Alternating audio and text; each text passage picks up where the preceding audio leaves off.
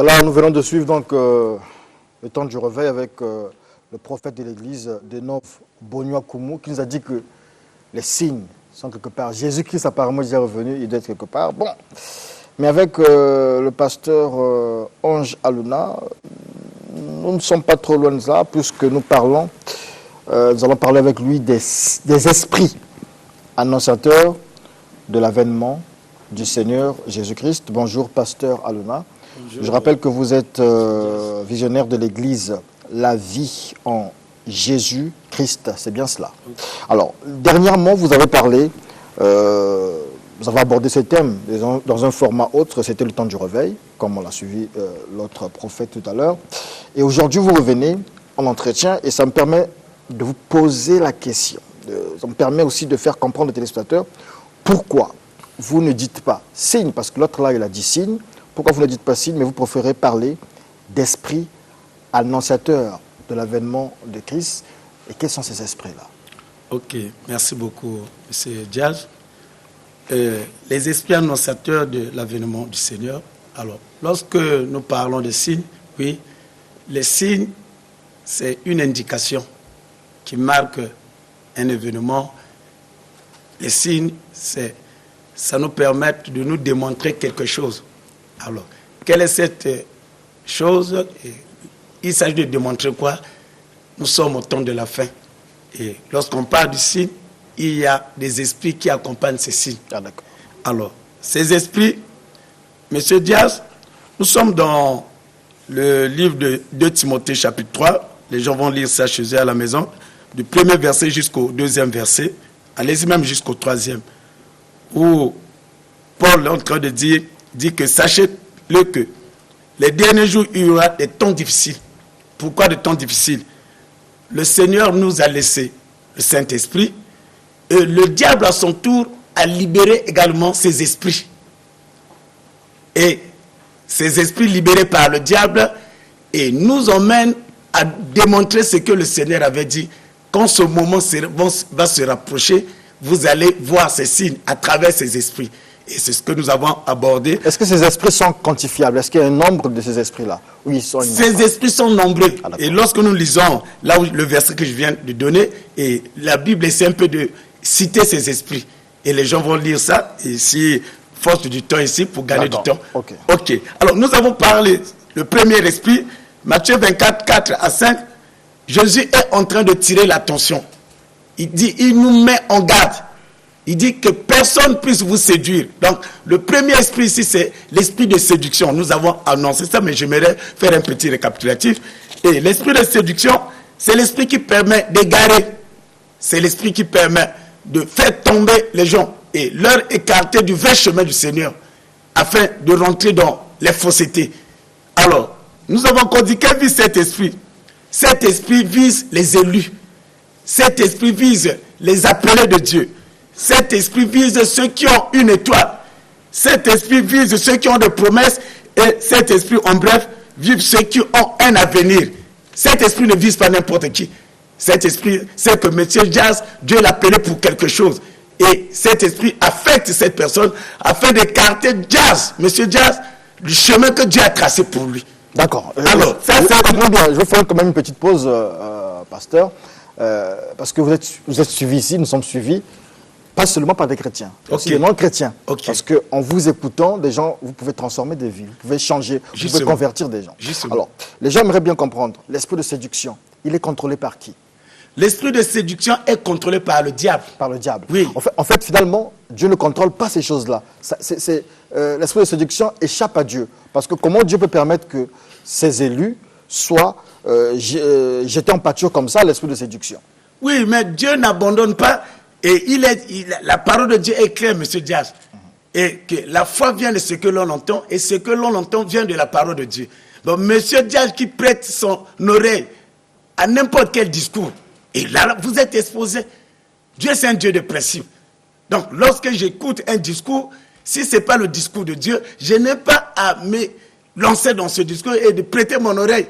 Parce que je risque un jour de me se retrouver de l'autre côté. C'est là où la Bible nous interdit les mauvais compagnons. Donc voilà un peu, c'est ça, M. Diaz. Alors, donc j'étais sur l'esprit de séduction, elle se manifeste à travers, cet esprit se manifeste à travers des personnes, à travers des habillements. Et les gens sont habillés aujourd'hui en sexy. Et un jour, on retrouvera dans cette nation, dans le monde, partout, les gens vont se promener nus. Et la personne qui est habitée par cet esprit, ils ne se rendent pas compte qu'il est en train de faire la publicité du diable.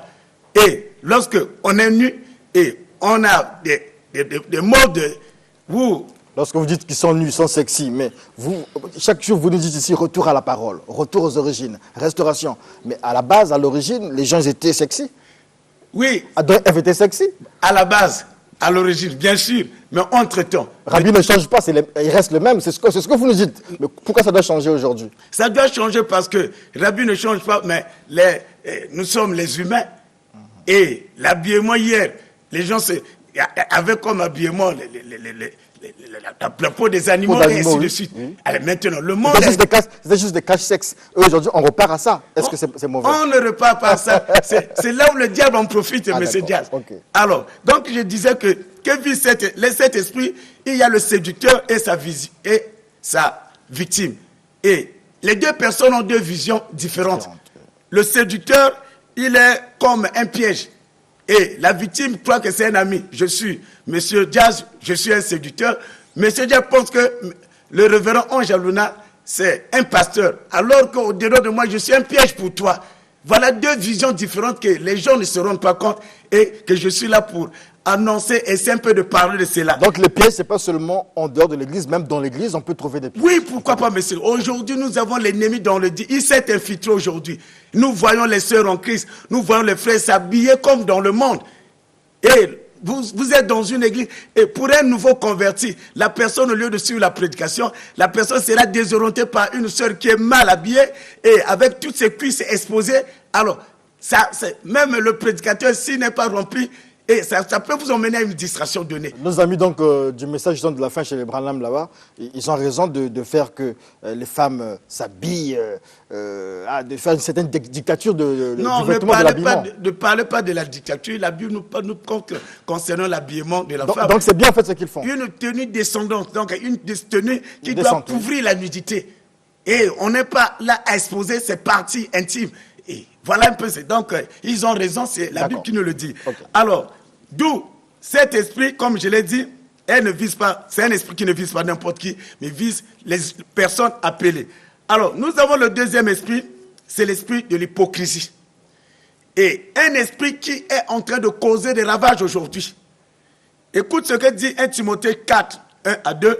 Jésus, en face des pharisiens, il va leur dire ceci. Hypocrite. Il les a qualifiés des hypocrites. Il dit, Ésaïe a bien prophétisé sur vous.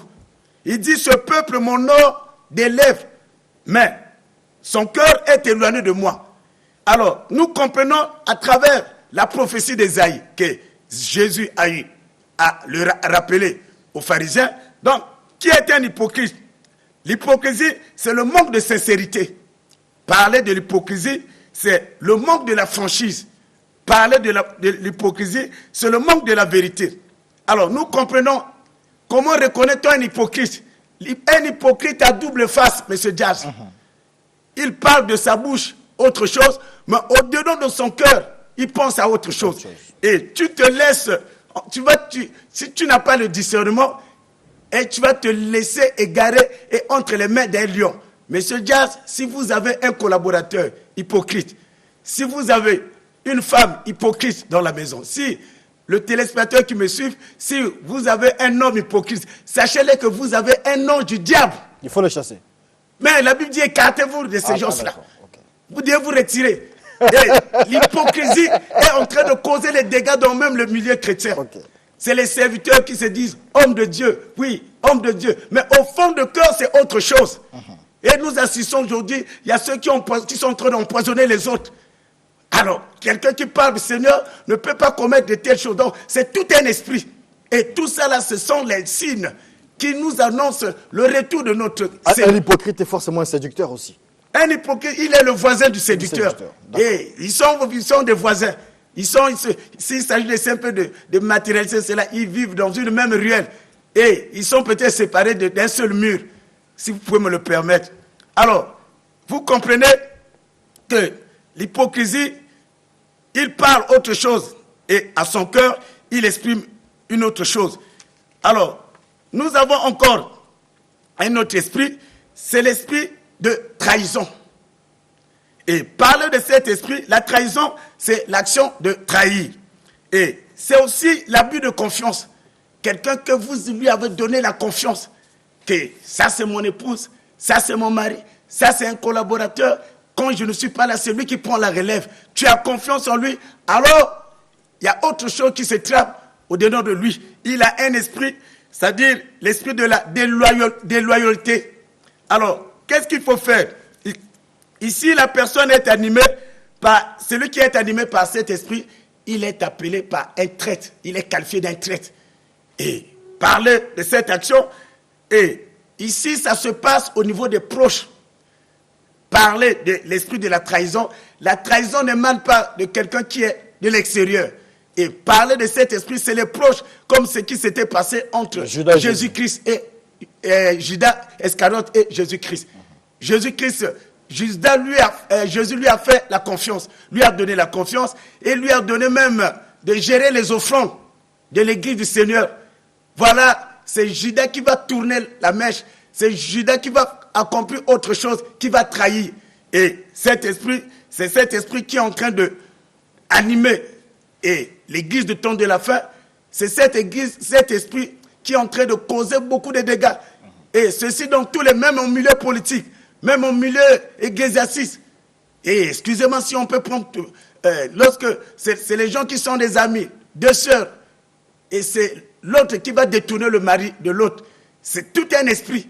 Partout dans le monde entier, là où il y a eu des coups d'État hautes, ce sont toujours les proches, c'est tout un esprit. C'est ça en fait, ils ont même une formule, Mbisi Landaka, hein? Pas Maïtcholaka. Voilà. Oui, Mbisi Landaka, Maïtcholaka, ça c'est les expressions du monde. Oui. Et ça n'a rien à voir avec la Bible. Et quand vous avez une telle personne, alors sachez-le que vous êtes en train de marcher avec un boa. Vous êtes en train de marcher avec un vipère. Il faut couper la tête du boa. Ok, si vous avez le courage, bien sûr, monsieur Diaz. Alors, donc vous comprenez, c'est les esprits qui sont en train d'accomplir des dégâts de la part de l'ennemi. En train de détruire l'église, en fait. En train de détruire l'église, non seulement l'église, même dans la société. La société, ouais. Ok. Alors, donc nous comprenons que nous avons pris l'exemple de Judas. Alors, nous avons encore un autre esprit, c'est l'esprit de l'apostasie. Ici, 2 Thessaloniciens 2:3 nous aborde ça. 1 Timothée 4:1 nous aborde également ça. L'esprit de l'apostasie, c'est quoi? L'apostasie, c'est l'abandon de la vraie foi authentique. C'est-à-dire l'abandon de la saine doctrine et laissé par les prophètes et les apôtres. Aujourd'hui, nous assistons avec l'esprit de l'apostasie que, au lieu d'être baptisés, recevoir le baptême d'eau, et les gens, on allume le feu et les gens sautent le feu pour dire que quelqu'un est en train de recevoir le baptême à travers un feu qu'on a allumé. Aujourd'hui, les gens reçoivent le baptême dans le nom de quelqu'un, alors que le baptême, nous le recevons au nom de Jésus-Christ. Parler du baptême, le baptême qui veut dire baptiso, c'est-à-dire une immersion totale. Nous assistons où on fait laver la face à quelqu'un pour dire que voilà une personne qui a été baptisée. Et tout ça, là, ce sont les doctrines, carrément les doctrines du diable. Et l'apostasie, c'est tout cet esprit. Aujourd'hui, nous assistons. Écoute ce que nous dit 2 Pierre chapitre 2, verset 14. La Bible dit que ils ont des yeux pleins d'adultère. C'est la Bible qui nous le dit. 2 Pierre 2, 14, ils ont les yeux pleins d'adultère. C'est-à-dire, nous assistons où il y a des délivrances qui s'opèrent. Quelqu'un qui accomplit et qui fait un rapport sexuel avec une femme, soit disant que viens, je vais te délivrer, mais à travers les rapports sexuels. Et Paul indique que c'est les doctrines du diable. Et qu'est-ce qui pousse quelqu'un à agir ainsi? C'est l'esprit de l'apostasie. D'accord. Séduction, hypocrisie, trahison, apostasie. Ok. Ça continue? Ça continue, monsieur Diaz. La liste est longue. Et quand c'est comme ça, là, la Bible continue qu'ils ont des yeux pleins d'adultère, insatiables de péché. Ils amorcent les âmes mal affermies. Donc ceux qui ne sont pas affermis dans le Seigneur, et c'est leur victime. Et ils les ramassent comme les simples bonjours. Et Ils ont le cœur exercé à la cupidité. Et ici, la Bible les qualifie, c'est les fils de la perdition. Et c'est une prédication qui se dirige vers l'argent. Amène telle somme et tu seras délivré. Et amène 2 millions, amène 3 millions, et ainsi de suite. Donc nous comprenons que l'évangile a changé de dimension. Et c'est cet esprit qui est en train de mener l'Église à l'égarement, cet esprit qui est en train de faire dévier le chemin de l'Église, M. Diaz. Alors, voilà. Donc, on va retenir ici l'apostasie, la trahison, l'hypocrisie, la séduction. C'est entre autres les esprits annonciateurs dont vous parlez, esprits annonciateurs de l'avènement de Christ. Alors, on comprend forcément que si le malin, si le diable, puisque c'est pas Dieu, ça ne dépend pas de Dieu, s'il le fait, c'est justement pour égarer le peuple de Dieu. Justement, exactement, c'est ça. Et là, nous avons cité quelques... La liste est longue. La Bible dit que les gens seront ingrats, l'esprit de l'ingratitude. Et les gens ne reconnaissent pas les bienfaits. Alors, en un mot, pasteur, comment faire pour ne pas tomber dans le piège de ces esprits-là? Bon, comment faire pour ne pas tomber dans le piège de ces esprits? Nous devons nous accrocher à la parole de Dieu. Comment? La Bible nous a donné tous ces détails.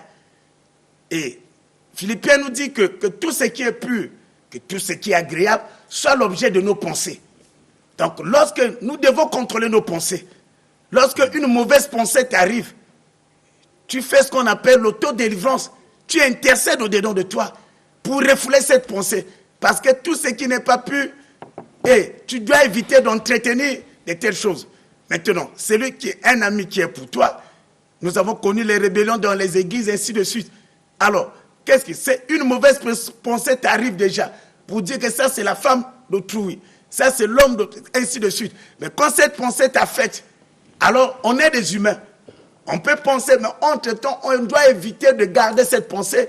Et qu'est-ce qu'on fait? Arrière de moi, Satan, tu pries et tu refoules cette pensée. D'accord. En gros, il faut simplement s'abandonner à Jésus-Christ. S'abandonner totalement. Merci beaucoup, pasteur Ange Aluna. Je rappelle que vous représentez ici sur ce plateau l'Église La Vie en Jésus-Christ. Avec vous, nous parlions des esprits annonciateurs de l'avènement du Seigneur Jésus-Christ. Et pour parler de la vie en Jésus-Christ, vous êtes basé où? À Brazzaville seulement. Et si des contacts aussi, vous pouvez nous les donner. Ok, l'Église, j'aimerais en profiter pour les bien-aimés qui nous suivent. Ceux qui sont en Pointe-Noire, alors nous avons une assemblée là-bas. Et dès que vous arrivez après un cuicou, et vous allez, il y a une pancarte tout juste avant d'arriver au cimetière, dès que vous dépassez le cimetière, et vous allez voir une pancarte et c'est écrit « La vie en Jésus-Christ ». Donc vous serez les bienvenus. Alors à Ouesso, nous avons également une assemblée dans le secteur de l'ancien piste, et à Infondo, nous avons une assemblée, à Evo, nous avons une assemblée également, et nous avons une assemblée à Massengo, vous qui êtes à Massengo, et nous avons ceux qui me suivent depuis le Bénin, nous avons également une assemblée au Bénin, et vous soyez les bienvenus là-bas, et avec le berger d'Orient qui est là-bas, alors la vie en Jésus-Christ, dès que vous cliquez, même dans YouTube, l'Église La Vie en Jésus-Christ, vous cliquez l'Église La Vie en Jésus-Christ dans Facebook, vous allez retrouver toutes ces coordonnées. Et l'Église centrale se retrouve au quartier d'Evala, tout juste après le stade de Nicoloba, là où s'arrêtent les policiers, derrière, à quelques 10 mètres, et vous allez retrouver l'église centrale. C'est là où est le quartier général de La Vie en Jésus-Christ. Merci beaucoup. C'est ici à Brazzaville. C'est ici à Brazzaville. Numéro de téléphone possible? Le numéro de téléphone, c'est le 06 663 71 52. Merci beaucoup, pasteur Ange Aluna. C'est la fin de cet entretien. On rappelle aussi que lors de la 4e édition des prix Studio 210, vous avez reçu le prix spécial de l'évangélisation.